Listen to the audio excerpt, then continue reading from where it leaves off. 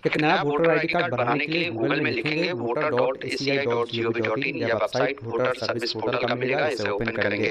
आपके सामने ये पॉपअप आएगा, इसको पहले क्लोज करेंगे और यहाँ पर देखेंगे ना एक ऑप्शन मिलता है न्यू रजिस्ट्रेशन का फॉर्म 6। आपको एक नया वोटर आईडी कार्ड बनाने के लिए भरना होता है, आप इस पर क्लिक करेंगे। अब यहाँ पर बोलता है कि आप लॉगिन करें। अगर इस पोर्टल पर आज से कभी भी कोई भी काम किया होगा तो आपने जो मोबाइल नंबर दिया होगा उसे डालकर कैप्चा कोड को डालकर रिक्वेस्ट ओटीपी पे क्लिक कर आप लॉगिन हो सकते हैं। लेकिन कोई लोग पहली बार इस पोर्टल पर आए हैं तो उनको यहाँ पर साइन अप करना होगा। आप साइन अप पर क्लिक करेंगे, आपको अपना मोबाइल नंबर इस कैप्चा कोड को डालकर कंटिन्यू करेंगे। फिर आपके नंबर पर ओटीपी जाएगा, उसको डालकर आपको अपना नाम लिखकर अपना रजिस्ट्रेशन कर लेना है। बहुत ही सिंपल प्रोसेस है रजिस्ट्रेशन का। फिर उसी नंबर को डालकर कैप्चा कोड को डालकर रिक्वेस्ट ओटीपी पे क्लिक करेंगे। फिर जो भी ओटीपी मिला है उसे डालकर वेरीफाई एंड लॉगिन वाले विकल्प पर क्लिक करेंगे।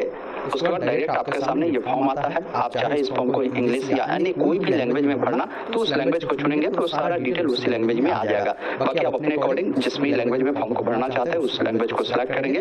पूछा है कि आप किस राज्य के निवासी है, अपना राज्य को चुने। जिस भी जिला के आप निवासी है उस जिला के तहत राज्य के तहत उसको बताएंगे। उसके बाद यहाँ पर बोल रहा है कि आपका जो भी असेंबली होगा उसको आपको यहाँ से सिलेक्ट करना है। उसके बाद नीचे आपको आना है और न्यू इलेक्टोरल आपको सिलेक्ट रहने देना है और नेक्स्ट वाले विकल्प पर आपको क्लिक करना है। अब यहाँ पर आपसे पर्सनल डिटेल पूछ रहा है जिसमें बोला गया कि आपका जो भी फर्स्ट नेम और मिडिल नेम होगा इस बॉक्स में लिखे और सरनेम जो होगा इस बॉक्स में यानी लास्ट नेम लिखे। जैसे मान लीजिए किसी का नाम राम कुमार है तो राम यहाँ पर लिखेगा यानी फर्स्ट नेम में राम लिखेगा और नीचे जैसे ही आप प्रेस करेंगे ना तो हिंदी में वो नाम आ जाएगा। अगर लास्ट नेम कुमार है तो कुमार लिखेंगे और नीचे टिपेंगे तो हिंदी में आ जाएगा। वही किसी का नाम जो है राम कुमार शर्मा है तो वो क्या करेगा, यहाँ पर जो है राम कुमार इसी बॉक्स में लिखकर नीचे आएगा और यहाँ पर क्या है ना कि शर्मा वो लिखेगा। ये ध्यान रखिएगा, जो भी है आप अपने अकॉर्डिंग लिखेंगे जैसा भी आपका नाम हो। फिर यहाँ पर बोल रहा है कि आपका जो भी पासपोर्ट साइज का फोटो है उसको यहाँ पर आपको अपलोड करना है। उसके बाद नेक्स्ट वाले विकल्प पर क्लिक करना है। इस प्रकार फोटो सक्सेसफुल अपलोड हुआ, ओके वाले विकल्प पर क्लिक करें। फिर नेक्स्ट वाले विकल्प पर क्लिक करेंगे। फिर आपसे पूछता है कि रिलेटिव के रूप में आप किनका नाम देना चाहते हैं, फादर का, मदर का, हस्बैंड का, वाइफ का या लीगल गार्जियन में किसी और का देना चाहते हैं तो दे सकते हैं। जिसका भी आप चुनेंगे ना, जैसे मैंने फादर चुना तो फादर का जो भी फर्स्ट नेम होगा वो लिखेंगे, नीचे में हिंदी में नाम आ जाएगा और लास्ट नेम जो होगा उसको लिखकर यहाँ से नेक्स्ट करेंगे। अब अगले स्टेप में आते हैं। यहाँ पर जो है कॉन्टैक्ट डिटेल में आपको मोबाइल नंबर देना है। मोबाइल नंबर अगर आपका है तो सेल्फ चुने, अगर आपके रिलेटिव का मोबाइल नंबर है तो रिलेटिव चुने। फिर वो मोबाइल नंबर डालेंगे। अगर ईमेल आईडी आपका है तो सेल्फ चुने, रिलेटिव का है तो उसको चुनकर आप अपना ईमेल आईडी को यहाँ पर दर्ज करेंगे। फिर नेक्स्ट वाले विकल्प पर क्लिक करेंगे। अब अगले स्टेप में आते हैं। अगर आपके पास आधार कार्ड है तो आधार कार्ड यहाँ से सेलेक्ट करेंगे और जो भी आपका आधार नंबर है उसे डालकर नेक्स्ट वाले विकल्प पर क्लिक करेंगे। उसके बाद जिनका भी आप वोटर आईडी कार्ड बना रहे हैं और लड़का है तो मेल, लड़की है तो फीमेल चुनकर नेक्स्ट वाले विकल्प पर क्लिक करेंगे। अब उनका जो भी डेट ऑफ बर्थ है, जिनका भी वोटर आईडी कार्ड बना रहे हैं उनका सबसे पहले जो भी साल हो, जो भी महीना हो और जो भी डेट हो इस अकॉर्डिंग आप चयन करेंगे। फिर आपको नीचे आना है। एज ग्रुप के लिए अगर आपके पास डॉक्यूमेंट है तो इस ऑप्शन को सिलेक्ट करें। आप कौन से डॉक्यूमेंट आप देना चाहते हैं, जैसे बर्थ सर्टिफिकेट हो, आधार कार्ड हो, पैन कार्ड हो, ड्राइविंग लाइसेंस हो या 10th का कोई सर्टिफिकेट हो, पासपोर्ट हो, जो भी हो आप दे सकते हैं। जैसे आधार कार्ड होगा तो आधार कार्ड को सिलेक्ट कर अपने आधार कार्ड का जो है ना वो कोशिश करें आगे पीछे दोनों का एक पीडीएफ बनाकर यहाँ पर आप अपलोड करें 2 MB से नीचे। देखिए अगर इसमें भी प्रॉब्लम होती है पीडीएफ बनाने में तो गूगल में आप लिखेंगे कन्वर्ट जेपीजी टू पीडीएफ या वेबसाइट दिखेगा, इसको ओपन करेंगे, सेलेक्ट इमेज पर क्लिक करेंगे। मान लीजिए आधार कार्ड ये मेरा आगे वाला है, ये पीछे वाला है तो कंट्रोल के साथ सेलेक्ट किए, ओपन करेंगे और यहाँ से कन्वर्ट टू पीडीएफ पर क्लिक करेंगे। इसको यहाँ से डाउनलोड करेंगे, यहाँ से अपलोड कर नेक्स्ट करेंगे। अब अगले स्टेप में आते हैं। जो भी आपका प्रेजेंट एड्रेस है वो एड्रेस आपको बताना है, फुल एड्रेस, जिसमें आपका जो भी हाउस या बिल्डिंग या अपार्टमेंट नंबर है वो आप लिख सकते हैं। जो भी आपका मोहल्ला, एरिया, लोकेलिटी या रोड है तो आप बताएंगे, विलेज या टाउन बताएंगे। वो हिंदी में भी आपको देखने को मिलेगा, पोस्ट ऑफिस, पिन कोड और जो भी आपका तहसील है यानी ब्लॉक है वो आपको बताना है। फिर डिस्ट्रिक्ट बताना है। फिर नीचे आएंगे तो रेसिडेंशियल ग्रुप के लिए अगर कोई डॉक्यूमेंट आप देना चाहते हैं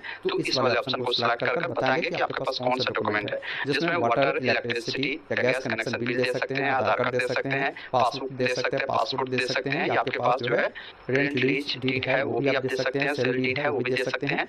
तो बेटर है आधार कार्ड होगा तो आधार कार्ड को सिलेक्ट कर आप एड्रेस ग्रुप के लिए उसको देंगे। उसके बाद नेक्स्ट वाले विकल्प पर क्लिक करेंगे।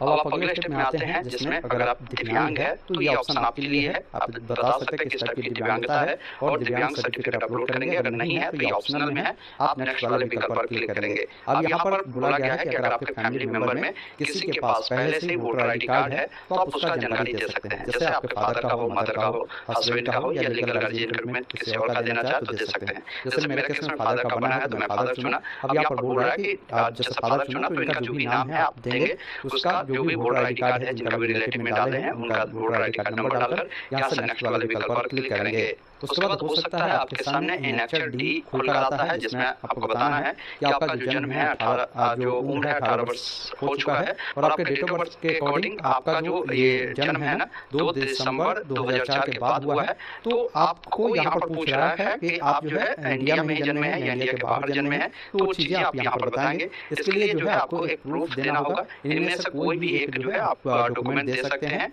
जिसमें कई प्रकार के ऑप्शन हैं। आपके पास जो भी डॉक्यूमेंट हो ना उसको आप दे सकते हैं।